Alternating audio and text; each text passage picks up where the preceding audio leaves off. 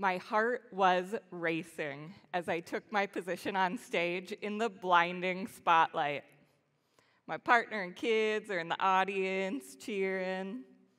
The band started, and the dancers and I began the choreography we practiced. We ended with our signature arm throw, and the sound of applause filled the theater. I'm strutting off stage, exhilarated, and a mom carrying a toddler comes up to me and says, "I just love watching you dance." I said, "Moms get to have joy too." But I didn't always feel this energized.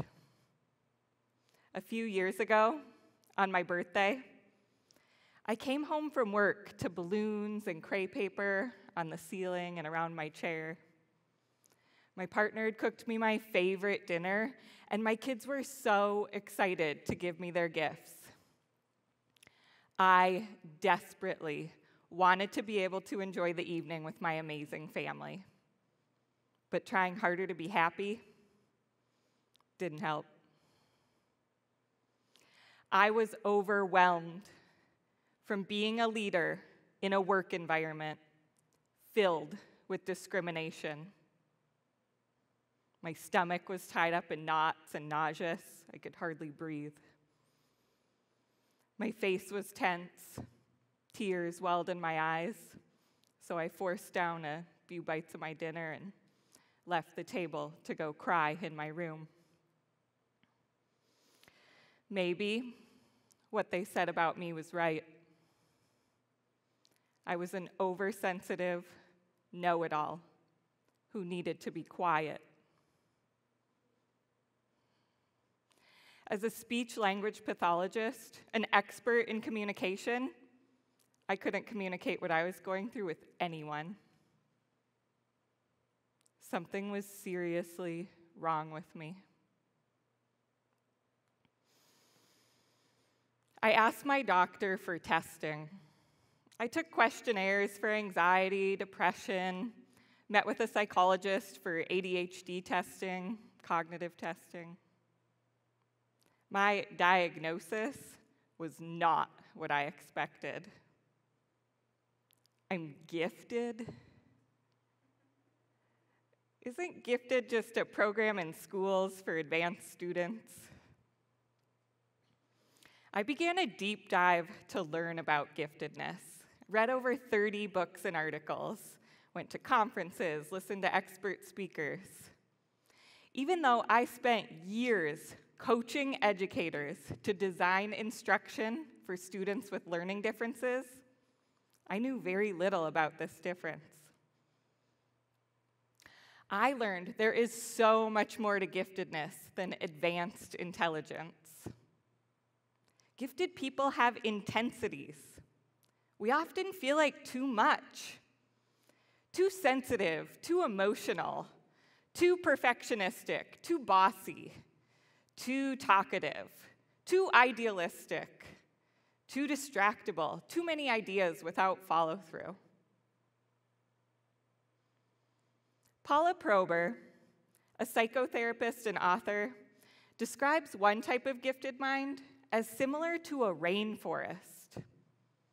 Our minds are dense, complex, multi-layered, colorful, vivid, intense. Gifted people are highly sensitive. Our emotional intensity gives us deep empathy and a strong sense of fairness. It really impacted me when I saw kids with learning differences being punished at the school where I worked. Our intellectual intensity allows us to build deep knowledge about topics we're interested in, and our imaginational intensity allows us to envision new possibilities and ways to creatively solve problems that might seem crazy. Some people are uncomfortable with the label of gifted. But for me, having language to describe my identity was empowering.